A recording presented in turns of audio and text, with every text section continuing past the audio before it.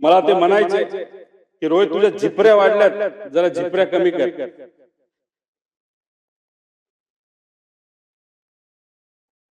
त्या दिवशी एक आदरांजली म्हणून इथं मी माझे केस कापले. ते मला म्हणायचे तू जरा शारीरिक वजन वाढले, तू जरा शारीरिक वजन कमी कर, पण राजकीय वजन वाढव. मी नुसतं म्हणायचो हो करतो, पण मी त्यांना शब्द देतो माझी हेअरस्टाईल मी अशीच ठेवेल, शारीरिक वजन कमी करेल, राजकीय वाढवेल, पण एक गोष्ट मात्र खरी, ते मला म्हणायचे वरचं बटन वरपर्यंत लावत जा. पण काकांना एक सांगायचे 40-50 वर्षानंतर मी तेव्हा तुम्हाला भेटेल, तोपर्यंत मी बटन असंच उघडे ठेवणार. त्यावेळेस मात्र तुम्हाला भेटल्यानंतर हे बटन मी त्या ठिकाणी लावेल, कारण शेवटी हे बटन असं ठेवल्यानंतर तुमची आठवण त्या ठिकाणी मला नक्कीच त्या ठिकाणी येईल. पण एक गोष्ट अजून आहे, 40-50 वर्षांनी जेव्हा अजित काकांची माझी भेट होईल, तेव्हा हा माझा लढा जो मी आता त्या ठिकाणी लढत आहे, अख्खा महाराष्ट्र त्या ठिकाणी लढत आहे, तेव्हा अजित काकांसमोर ताट मानेले मी तिथे उभा राहील. आणि नक्कीच माझे काका माझ्या पाठीवर हात ठेवून म्हणतील लढलास बरं का. अध्यक्ष महोदय, माझे अजित काका, महाराष्ट्राचे अजित दादा, विकासाचा वादा अजित दादा, आजचा हा प्रसंग माझ्यासाठी व सर्वांनाच प्रचंड भावनिक आहे. पवार साहेबांच्या बरोबर ज्यांच्याकडे बघून आम्ही राजकारणात प्रेरणा घेतली, तो आमचा अभिमान, स्वाभिमान, आमचा आधार माझे काका आणि महाराष्ट्राचे अजितदादा यांचा शोक प्रस्तावावर बोलण्यास मी आज या ठिकाणी उभा आहे. मुख्यमंत्री साहेबांनी हा शोक प्रस्ताव या ठिकाणी इथं मांडला आणि या प्रस्तावाला त्या ठिकाणी मी पाठिंबा देतो. जन्मतारीख 22 जुलै 1959, निधनाची तारीख 28 जानेवारी 2026, 66 वर्षे 6 महिने आणि 6 दिवस असा हा त्यांचा आयुष्याचा प्रवास. पायाखालची जमीन सरकणे काय असते ते 28 जानेवारीला आम्ही सर्वांनी तिथं अनुभवलं. अजितदादांचं कार्य समाजकारणाचं असेल, राजकारणाचं असेल, हे 40 वर्षापेक्षा जास्त आहे. माझं वय 40 आहे, म्हणजे माझ्या वयापेक्षा जास्त अनुभव हा अजित काकांचा राजकारणामध्ये त्या ठिकाणी होता. आणि या सगळ्या गोष्टींबद्दल काही मिनिटात बोलणं हे तसं सोपं नाही. कितीही पानं वाचली तरी त्यांचा राजकीय प्रवास, सामाजिक प्रवास, त्यांनी केलेलं कामं, जेवढं बोलेल तेवढं कमी आहे, अशी ही परिस्थिती आहे. 1982 मध्ये छत्रपती सहकारी साखर कारखान्याचे संचालक म्हणून ते निवडून आले. त्यावेळेस सुरू झालेला प्रवास हा 2026 पर्यंत राज्याचे उपमुख्यमंत्री म्हणून काही काळ अजून त्यांना मिळाला असतं, काही वर्ष त्यांना मिळाली असती तर या महाराष्ट्राचं सर्वात प्रमुख राजकीय स्थान म्हणजे मुख्यमंत्री सुद्धा अजितदादा झाले असते, असा विश्वास हा आम्हा सगळ्यांना, महाराष्ट्रातल्या जनतेला अध्यक्ष महोदय त्या ठिकाणी आहे. या विधानसभेमध्ये आल्यानंतर अजून सुद्धा दादा कुठं बसलेत आमच्याकडे लक्ष ठेवून असतील. अधिवेशनामध्ये येत असताना अजून पण आपल्या सर्वांना आठवत असेल त्यांची कपडे घालण्याची स्टाईल, कधीतरी गॉगल घालणार, त्यांच्याबरोबर आमदारांचा घोळका, कार्यकर्त्यांचा घोळका. मीडिया बरोबर जर मी बोलत असेल तर मागून मिश्किलपणे एखादा टोमणा त्या ठिकाणी त्यांचं मारणं असेल. त्याच्याचबरोबर अधिवेशनामध्ये बसल्यानंतर कोण काय बोलतंय, शांतपणे अधिवेशनामध्ये या हाऊसमध्ये काय चाललंय हे बारकाईने अजित काका ते बघत असत. त्याच्याच बरोबर भाषण करत असताना चुकून मध्ये जर कुणी त्या भाषणामध्ये त्यांना अडवलं नाही तर थांबवलं नाही तर खूप आवाज केला तर मिश्किलपणे असंही बोलून जायचे की जास्त आवाज केला तर तू मंत्री होणार नाही याची काळजी मी त्या ठिकाणी घेईल. त्याच्याच बरोबर पवार साहेबांवर चुकून जर कुणी बोललं तर या हाऊसला डोक्यावर घेतलेलं सुद्धा आपण त्या ठिकाणी तिथं बघितलेलं आहे. या हाऊसमध्ये येणारा पहिला नेता कोण असेल तर अजितदादा असायचे आणि हाऊस संपल्यानंतर शेवट जाणारा जर कुठला नेता असेल ते अजितदादा असायचे. त्याच्याच बरोबर आमच्यासारखे नवीन जे आमदार आहेत त्यांना बोलायला मिळतंय का, ते योग्य पद्धतीने बोलतायत का, आणि एखादा विषय मांडला लगेचच्या लगेच तिथं उत्तर देऊन त्या विषयाला मार्ग सुद्धा त्या ठिकाणी ते लावून द्यायचे. अध्यक्ष महोदय, जेवढं दुःख कुटुंबीय म्हणून आम्हाला झालंय तेवढंच दुःख या महाराष्ट्रातला प्रत्येक व्यक्तीला तिथं झालेलं आहे. आमच्या बॅचच्या सर्व आमदारांवर ते बारकाईने लक्ष ठेवत असत. कधी चुकलं, कधी काय चुकीचं घडलं, चांगलं भाषण केलं तर चांगले बोलायचे आणि जर चुकलं तर कहाणी त्या ठिकाणी धरायचे. अध्यक्ष महोदय, खरं तर अजितदादांवर बोलताना म्हणजे काय बोलायचं आणि काय नाही बोलायचं असं झालंय. खरं तर खूप काही इथं बोलू शकतो. अनेक लोकांनी आमदार असताना, मंत्री असताना त्यांनी काय कामं केली ही सांगितलं, पण मला असं वाटतं की परिवारातला एक व्यक्ती म्हणून परिवाराच्या दृष्टिकोनातून ते कसे होते हे थोडक्यात सांगण्याचा मी इथं प्रयत्न करतो. अजित काकांचा जन्म हा अहिल्यानगर जिल्ह्यामध्ये राहुरी तालुक्यामध्ये प्रवरा देवळाली मधला. सुट्टीच्या वेळेस मामाकडे जायचे. त्यांना लहानपणी गोट्या खेळायला आवडायचे, पण त्यांचा एक स्वभाव होता, कुठलाही खेळ खेळत असताना जर एखाद्या वेळेस ते हरले नाही तर आपण हरतोय असं दिसायला लागले तर काही झालं तरी आपण जिंकायचं. कधी कधी तर असं काही व्हायचं की अख्ख्या कुटुंबाला त्याला तिथं थांबावं लागायचं, कारण का दादांची अशी परिस्थिती असायची की गोट्या माझ्या ज्या काय तिथं मी हारलोय खेळामध्ये त्या परत एकदा मी जिंकणारच तरच बारामतीला तिथं जायचं. आणि चुकून जर तिथे एखादं भांडण कोणाबरोबर झालं तर दादा चिडायचे आणि मग बाकीचे त्यांना कुठेतरी सांभाळून घेण्याचा प्रयत्न करायचे. पण कधी कधी ते असंही म्हणून जायचे, असं मी ऐकलं माझ्या वडिलांकडनं, की जर मला कुणी मारलं तर मी अजिबात शांत बसणार नाही, त्याचा तोडीसतोड उत्तर त्यावेळेस लहान असताना ते त्या ठिकाणी द्यायचे. त्याच्याच बरोबर बारामतीला शाळेला जेव्हा ते जायचे तेव्हा नीरा कनाल हा मधून वाहत असायचा. नीरा कनालमध्ये जर पाणी असेल तर त्यांना थोडंसं लांबून जावं लागत होतं. बघा ना, योगायोग लहानपणी जेव्हा त्यांना लांबून जावं लागत होतं तेव्हा ते सारखे चिडायचे की पाणी कोण सोडतंय, पाणी सोडलं तर मला लांबून जावं लागतंय. पण नंतर 15 वर्ष नीरा कनाल ज्या मंत्रालयाचा भाग आहे त्या मंत्रालयाचं मंत्रीपद हे दादांनी त्या ठिकाणी खूप सक्षमपणे बघितलं, आपण सगळ्यांनी बघितलं. माझ्या वडिलांचे आणि त्यांचे फार चांगले संबंध होते. दोघं एकत्र बऱ्याच वेळा तिथं थांबायचे, राहायचे. त्या दोघांना कृषी क्षेत्र खूप आवडायचं. एकदा त्यांना चांगली जर्सी गाई घ्यायची होती. दोघांनी ठरवलं चला बँगलोरला आपण जाऊ. दोघं गेले बँगलोरला. पैसे थोडे घरून घेतले होते. तिथं गेल्यानंतर तिथं गाया सगळ्या तिथं निवडल्या. आता कसं जायचं तर बजाजचा एक मोठा टेम्पो असायचा जो काही ट्रॅक्टर नाही तर गाड्या घेऊन यायचा, त्याच्यामध्ये तो बुक केला, त्याच्यामध्ये गाई ठेवल्या. बँगलोर पासून ते बारामती पर्यंत मग शेण साफ करणं असेल, दूध काढणं असेल, पाणी देणं असेल, दूध काढलेलं विकणं असेल, या सगळ्या गोष्टी अजितदादांनी आणि माझ्या वडिलांनी तिथं केल्या. आणि हे करत असताना कधी बोलून दाखवलं नाही. सहसा सगळ्यांची सवय असते की आमचं लहानपण कसं होतं, किती अडचणीचं होतं हे सातत्याने अनेक लोक तिथं बोलून दाखवतात, पण दादांनी कधी ते तिथं बोलून दाखवलेलं नाही.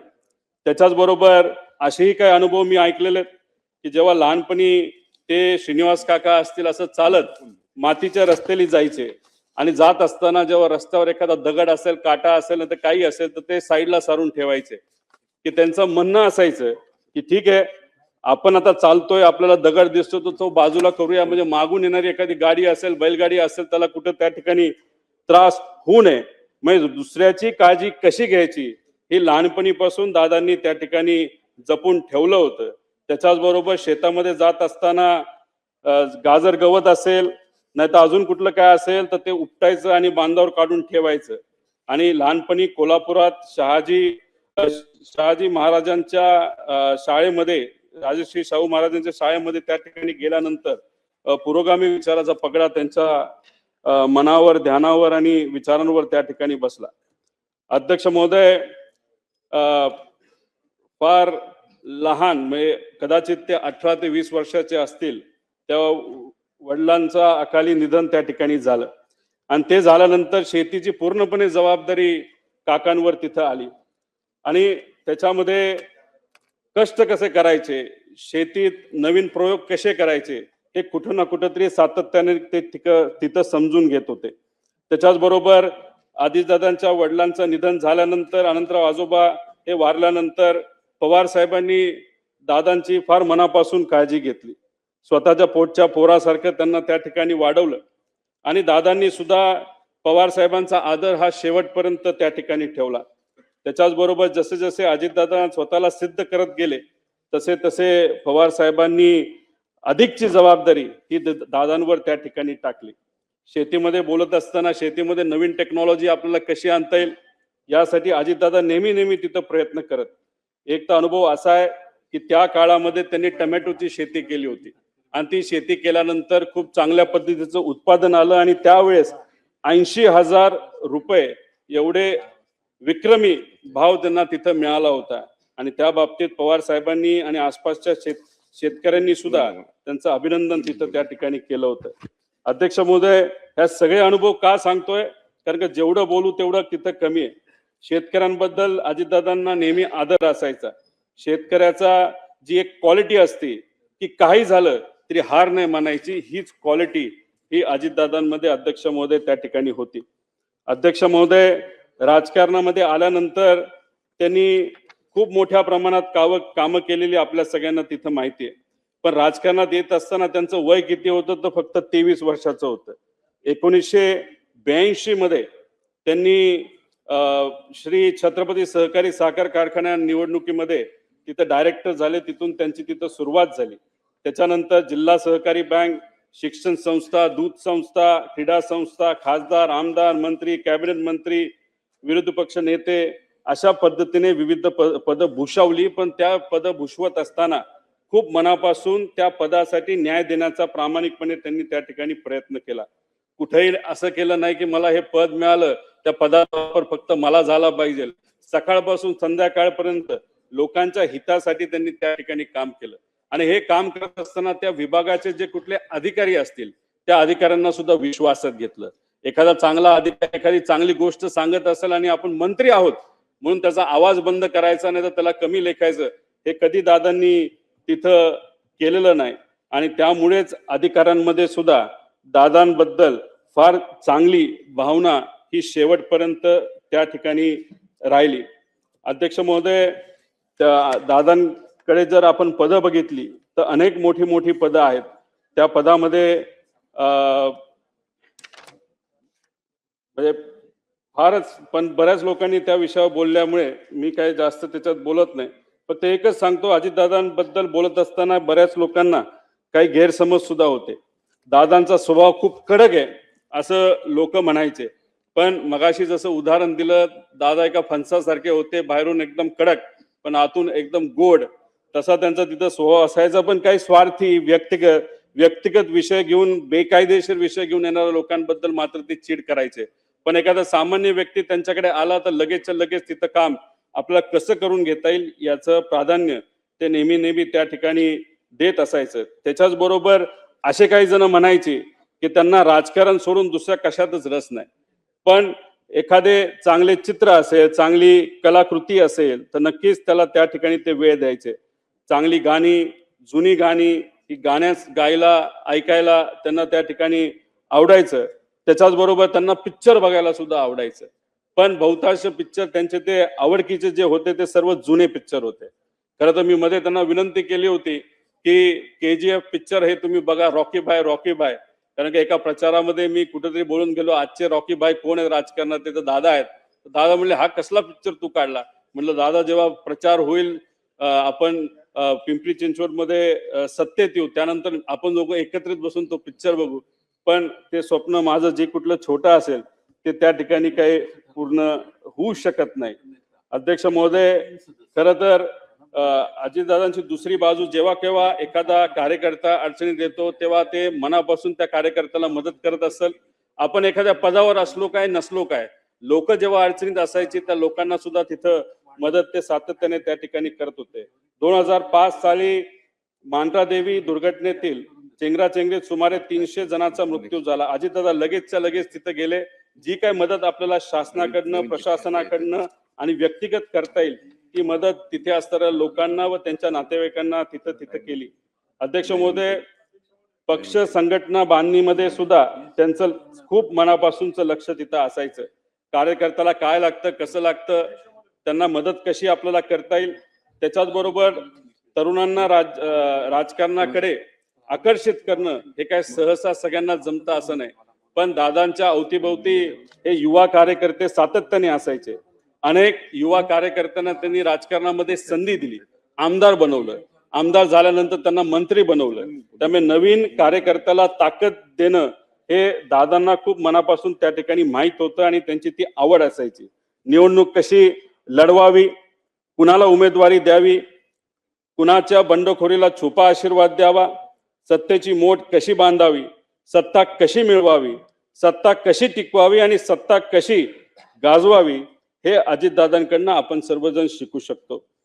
अध्यक्ष महोदय, खरं तर दादा जे काम मिळेल ते आपण करायचं. एखादा व्यक्ती आला, त्याला काम सांगितलं, दादांचा मूड जर खराब असेल तर मग चुकून दादा जर त्याच्यावर चिडले तर 5-10 मिनिटांनी परत एकदा ते फोन करायचे, बाबा तुझं काम काय होतं, आणि लगेच ते काम तिथं करून दाखवायचे. पण त्यांना कुठेही इल्लीगल, बेकायदेशीर काम हे कधीच आवडत नसायचं. त्याच्याच बरोबर संघटनेसाठी सुद्धा त्यांनी खूप मनापासून वेळ दिला. जेव्हा ते मुंबईत असायचे, गुरुवारी सकाळी 9 ते 12 वाजेपर्यंत मुंबईतल्या राष्ट्रवादी काँग्रेसच्या कार्यालयामध्ये ते बसून असायचे. त्यानंतर शनिवार आणि रविवार हा बारामती आणि पुण्यासाठी असायचा. मुंबईत जेव्हा अजित काका तिथं बसलेले असायचे, चुकून एखादा बारामतीचा कार्यकर्ता जर मुंबईत आला तर प्रेमाने त्याला सांगायचे, जेव्हा मी बारामतीत असेल तेव्हा तू तिथे ये, आता इथं येऊ नको. महत्वाचं काम असेल तर मी इथं करतो, थोड्या दिवस तू थांबायला काय तुला काय हरकत नाही. त्यामुळे वेळेचं योग्य असं नियोजन, समजा एखादी बैठकीची वेळ त्यांनी दिली असेल सकाळी 7ची तर 7ला बैठक चालू व्हायची, 7 ते 10 मिनिटाचा वेळ असेल तर 10ला ती संपायची म्हणजे संपायची. तिथं जाऊन उगाच दुसऱ्या गोष्टी बोलून चालत नसायचं. काम काय, अधिकाऱ्याला विचारायचे, होऊ शकतं का, होऊ शकत असेल तर कसं होणार, करायचं असेल तर कसं होणार, किती दिवसात होणार. म्हणजे एवढ्या कमी वेळात, म्हणजे आपण मंत्र्यांकडे जर आज बघितलं आणि त्यांच्या कार्यपद्धतीकडे बघितलं तर दादा एकुलता एक कदाचित मंत्री असा असेल की त्यांनी दिवसा 30 ते 40 बैठका घेतल्या असेल, वेळेत त्या तिथे संपवल्या असतील. आणि दादाने एक वेगळा पायंडा या राजकारणामध्ये काढला होता. सहसा आपण जर बघितलं तर बरेच नेते हे तोंडावर आपल्याला गोड बोलतात पण नंतर ते काम कधी होत नसतं. पण दादाने एक नवीन पायंडा सुरू केला होता या महाराष्ट्राच्या राजकारणामध्ये. होणार असेल तर लगेच सांगायचं करतो, फोन लावणार, आणि होणार नसेल तर होणार नाही. त्यामुळे लोकांचा वेळ सुद्धा अध्यक्ष महोदय त्या ठिकाणी वाचायचा. त्याच्याच बरोबर मंत्री म्हणून जे सिंचन क्षेत्रातलं काम त्यांनी खूप मोठ्या प्रमाणात केलं. पाटबंधारे मंत्री असताना सुद्धा त्यांनी खूप मोठ्या प्रमाणात कामं केली. विदर्भासाठी, मराठवाड्यासाठी, पश्चिम महाराष्ट्र, कोकण, उत्तर महाराष्ट्र यासाठी त्यांनी तिथं काम केलं. पाणी पुरवठा मंत्री असताना सुद्धा त्यांनी खूप मोठ्या प्रमाणात कामं केली. अर्थमंत्री म्हणून ते एकदम शिस्तीचे मंत्री आणि अर्थमंत्री म्हणून त्यांची तिथं ओळख आहे.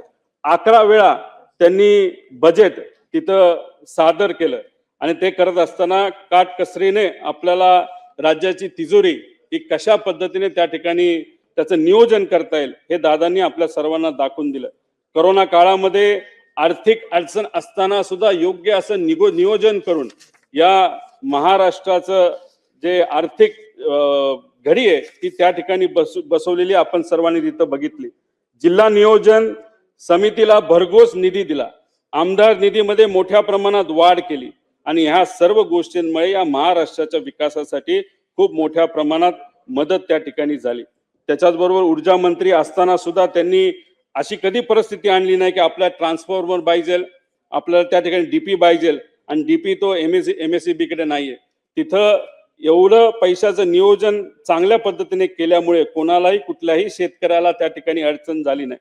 त्याच्याच बरोबर महावितरण, महापरेशन आणि महाजेनको या तिन्ही कंपन्या आर्थिक दृष्टिकोनातून सबलीकरणाकडे दादांनी त्या ठिकाणी नेला. क्रीडा क्षेत्रात तर त्यांचं काम मोठंच आहे, पण मला फक्त एक गोष्ट या ठिकाणी सांगायची की दादांबरोबर असताना जेव्हा दादांवर बिनाबुडाचे त्या ठिकाणी काही गोष्टी बोलल्या जायचे तेव्हा दादांना खूप मोठ्या प्रमाणात वाईट वाटायचं.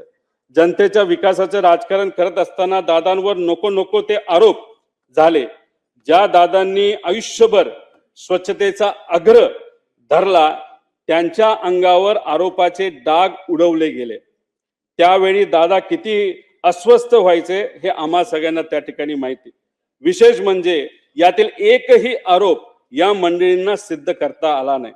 उलट ज्यांनी त्यांच्यावर आरोप केले त्यांनीच नंतरच्या काळामध्ये त्यांची प्रशंसा केलेली आपण सर्वांनी बघितली. मी खरं तर विनंती करतो की आज दादा आपल्यामध्ये नाहीयेत. जे आरोप झाले ते कधी सिद्ध झाले नाही, ते आरोपच होते, नाही तर राजकीय कदाचित भाषण असू शकतात. आणि मग अशा पद्धतीने जर आरोप त्यावेळेस केले असतील तर आज दादा जर आपल्यात नसतील तर ते आरोप आणि ते डाग आज जर आपल्याला पुसता आले तर त्यासाठी प्रयत्न झाले पाहिजे. त्याच्याच बरोबर देवेंद्र फडणवीस साहेब हे दादांचे जिवलग मित्र म्हणून ओळखले जातात. त्यांना मी विनंती करतो की हे जे खोटे सगळे आरोप आहेत एका गठोड्यात तिथं भरून या समुद्रामध्ये जर टाकून दिले तर मग मला असं वाटतं की त्यांना ती आदरांजली, खऱ्या अर्थाने आदरांजली असं आपल्याला कुठेतरी म्हणावं लागेल. अध्यक्ष महोदय, बाकी संस्थेमध्ये पण त्यांचं कार्य खूप मोठं होतं. काकांनी PDCC बँक असो, विद्या प्रतिष्ठान असो, VSI, PDEA अशा इतर संस्थांमध्ये सुद्धा खूप चांगल्या पद्धतीने काम केलं. PDCC बँकेचं नाव हे अख्ख्या भारतामध्ये फार आदराने कोऑपरेटिव्ह सेक्टरमध्ये तिथं घेतलं जातं. अजित दादा आणि बारामतीचं नातं फारच वेगळं आहे. दादा बारामतीवर खूप मनापासून प्रेम करायचे आणि बारामतीकर दादांवर खूप मनापासून प्रेम करायचे. तिथं गेल्यानंतर कुठलाही विषय असेल तर दादा लगेचच्या लगेच तिथं लोकांचा सोडवायचे. झाडाकडे जेवढं लक्ष असायचं तेव्हा झाडाच्या फांद्यांकडे सुद्धा लक्ष असायचं. एखाद्या गावामध्ये काय कुठली अडचण आहे, कोणाची अडचण आहे, कशा पद्धतीने आपल्याला काम करता येईल, ऍडमिशनचा विषय आहे का, MIDCचा विषय आहे का, नोकरीचा विषय आहे का, लाईटचा विषय आहे का, एवढा मोठा नेता असताना, या राज्याचा उपमुख्यमंत्री असताना सुद्धा एखाद्या व्यक्तीला, बारामतीच्या एखाद्या व्यक्तीला एखादा विषय सांगितला, एखादी अडचण सांगितली तरी लगेचच्या लगेच ती आपल्याला कशी सोडून देता येईल याचा प्रयत्न हा अजितदादाने तिथं केला. बारामती पॅटर्न काय असतं हे पवार साहेबांच्या विजनली अजितदादांनी त्या ठिकाणी सगळ्यांना दाखवून दिलं. अहो, विरोधक सुद्धा बोलत असताना भाषणात सांगतात की आम्ही या भागामध्ये बारामती करून दाखवतो. असा एक पॅटर्न हा अजितदादांनी अख्ख्या महाराष्ट्राला सोडा अख्ख्या देशाला तिथं त्या ठिकाणी करून दाखवला. तसंच काहीतरी पिंपरी चिंचवड मध्ये सुद्धा विकासाच्या माध्यमातून तिथं चांगल्या गोष्टी केलेल्या आपण सर्वांनी तिथं बघितल्या. अध्यक्ष महोदय, किती कमिटेड होते दादा काका हे मी तुम्हाला एका उदाहरणाच्या माध्यमातून तुम्हाला सांगतो. पुणे जिल्हाधिकारी कार्यालयाचं उद्घाटन 2014 मध्ये झालं. ही बिल्डिंग कुणी मान्य केली होती तर दादांनी त्याची मान्यता दिली होती. डिझाईन त्यांनी बघितलं होतं. तिथं कॉन्ट्रॅक्टर जो काही कॉम्पिटिटिव्ह बिडिंगच्या माध्यमातून आला होता, त्यानंतर आर्किटेक्ट पासून सगळ्या गोष्टी दादांनी बघितल्या होत्या. फक्त 2014ला सत्ता बदलली आणि त्या बिल्डिंगच्या उद्घाटनासाठी दादांना बोलवलं गेलं नाही. पण तरी सुद्धा बिल्डिंगचं उद्घाटन होणार आहे, CM आणि इतर नेत्यांच्या माध्यमातून होणार आहे. दादा आदल्या दिवशी रात्री गेले, अधिकाऱ्यांना बोलवलं, आर्किटेक्टला बोलवलं, कॉन्ट्रॅक्टरला बोलवलं. कुठं काय चुकीचं आहे का, कुठं काय साफसफाई राहिली का, ह्या सगळ्या गोष्टी त्यांनी बघितल्या. एवढी कमिटमेंट ही अजित काकांची, अजितदादांची तिथं आपण सर्वांनी या महाराष्ट्राच्या राजकारणामध्ये तिथं बघितली. अध्यक्ष महोदय, 2 मिनिटं फक्त राहिले. मी आणि अजितदादा म्हणजे फार आमचं जवळचं नातं होतं. माझ्या जीवनामध्ये मला जिल्हा परिषदेचं म्हणजे राजकारणातलं पहिलं तिकीट जर कुणी दिलं असेल तर ते अजित काकांनी दिलं. आमदारकीचं तिकीट जर कुणी दिलं असेल तर ते माझ्या काकांनी तिथं मला दिलं. आमच्या परिवारामध्ये आमचे जे काका असतात ते पुतण्याचं लग्न तिथे ठरवतात. पवार साहेबांनी काकांचं ठरवलं आणि माझ्या काकांनी माझं तिथं ठरवलं आणि ती गोष्ट कधी मी आयुष्यात विसरणार नाही. माझे होणारे सासरे त्यांना भेटायला गेले होते आणि त्यांनी विचारलं होतं माझी मुलगी रोहितला मी देणार आहे, त्याबद्दल तुमचं काय मत आहे. एक सेकंड सुद्धा त्यांनी तिथं लावला नाही. म्हणाले की होतकरू मुलगा आहे, कष्टाळू मुलगा आहे, विजन घेऊन चालतो, लगेचच्या लगेच तिथं लग्न करून टाक. आणि स्वतः आजारी असताना सुद्धा काका तिथं लग्नाला आले होते आणि तिथं आदर तिथं जर तुम्ही बघितलं तर त्यांच्याच मुलाचं लग्न आहे अशा पद्धतीने त्या दिवशी ते तिथं वावरत होते आणि त्या पद्धतीने त्यांनी तो आशीर्वाद तिथं मला दिला. अहो, जेव्हा पक्ष वेगळा झाला तेव्हा काही प्रमाणात दादांकडनं साहेबांबद्दल काही गोष्टी बोलल्या गेल्या असतील, आम्ही तिथं बोललो गेलो असेल. पण काही दिवसांपूर्वी जेव्हा काका आणि आम्ही सर्वजण बारामती हॉस्टेलला भेटलो होतो, आम्ही तिथं सातत्याने चर्चा करत होतो. गेल्या काही महिन्यांमध्ये दादांबरोबर फार जवळून काम करण्याची तिथं संधी मला मिळाली. एक विकास लवांडे नावाचा कार्यकर्ता आहे, अजितदादांवर अतिशय जहाल पद्धतीने त्यांनी टीका केली होती जेव्हा पवार साहेबांना सोडलं होतं.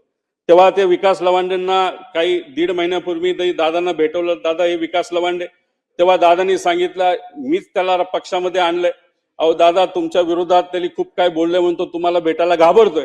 तेव्हा दादा म्हणाले अरे तू बोलला हे बरोबर आहे, पण मी पण बोललो होतो ना पहिलं दुसरं भाषण, त्यामुळे मी पण चुकलो, तू पण चुकला. आता काय नाही, आता आपल्याला एकत्र एका विचाराने त्या ठिकाणी काम करायचंय. अशा मोठ्या मनाचे हे माझे काका त्या ठिकाणी होते. त्याच्याच बरोबर अध्यक्ष महोदय, शेवट काही गोष्टी बोलत असताना प्रशासनावर वचक असणारा नेता गेला, जाती धर्माच्या पलीकडे काम करणारा नेता गेला, सूर्याशी स्पर्धा करणारा नेता गेला, सूर्य उगवण्याआधी कामाला सुरुवात व सूर्य मावळल्यानंतर काम बंद करणारा नेता गेला.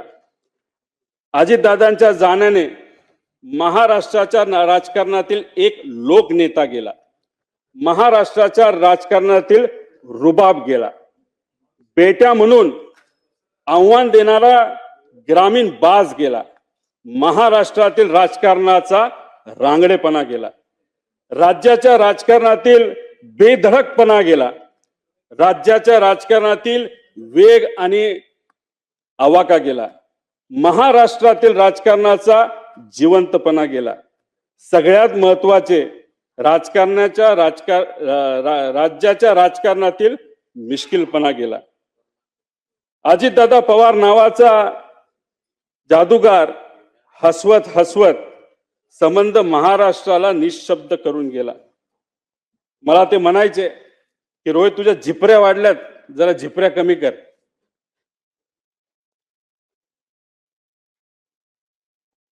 त्या दिवशी एक आदरांजली म्हणून इथं मी माझे केस कापले. ते मला म्हणायचे तू जरा शारीरिक वजन वाढले, तू जरा शारीरिक वजन कमी कर पण राजकीय वजन वाढव. मी नुसतं म्हणायचो हो करतो, पण मी त्यांना शब्द देतो की माझी हेअरस्टाईल मी अशीच ठेवेल, शारीरिक वजन कमी करेल, राजकीय वाढवेल. पण एक गोष्ट मात्र खरी, ते मला म्हणायचे वरचं बटन वरपर्यंत लावत जा. पण काकांना एक सांगायचं 40-50 वर्षानंतर मी जेव्हा तुम्हाला भेटेल तोपर्यंत मी बटन असंच उघडे ठेवणार. त्यावेळेस मात्र तुम्हाला भेटल्यानंतर हे बटन मी त्या ठिकाणी लावेल, कारण शेवटी हे बटन असं ठेवल्यानंतर तुमची आठवण त्या ठिकाणी मला नक्कीच त्या ठिकाणी येईल. पण एक गोष्ट अजून आहे, 40-50 वर्षांनी जेव्हा अजित काकांची माझी भेट होईल तेव्हा हा माझा लढा जो मी आता त्या ठिकाणी लढत आहे, अख्खा महाराष्ट्र त्या ठिकाणी लढत आहे, तेव्हा अजित काकांसमोर ताट मानेले मी तिथं उभा राहील. आणि नक्कीच माझे काका माझ्या पाठीवर हात ठेवून म्हणतील लढलास बरं का. आणि या गोष्टी ऐकण्यासाठीच हा जो छोटासा लढा पण महत्वाचा लढा त्या ठिकाणी मी व सर्वांनी तिथं हातात घेतलाय, तो पूर्ण केल्याशिवाय राहणार नाही. आणि दादांच्या अपघातात जो कोणी जबाबदार असेल, जो कोणी दोषी असेल, त्याला तुरुंगात टाकल्याशिवाय आणि शिक्षा दिल्याशिवाय आम्ही तर त्या ठिकाणी शांत बसणार नाही. तो किती मोठा असला आणि कुणी काय असलं तरी आम्ही घाबरणार नाही. त्याच्याच बरोबर मला काकींना या ठिकाणी सांगायचं, काकी तुमच्या राजकीय पुढच्या प्रवासामध्ये या छोट्या कार्यकर्त्यांचं तुमच्या या पुतण्याचं जिथं कुठं तुम्हाला मदत लागेल ती मदत करण्यासाठी मी सदैव त्या ठिकाणी तयार असेल. एवढंच या ठिकाणी सांगतो, जेवढं बोलेल तेवढं कमी आहे. पण आमच्या या काकांच्या विचारावर, काकांच्या स्टाईलनी मी नक्कीच येणाऱ्या काळामध्ये लोकांच्या हितासाठी, महाराष्ट्राच्या हितासाठी त्या ठिकाणी काम करत राहील. धन्यवाद. रामकृष्ण.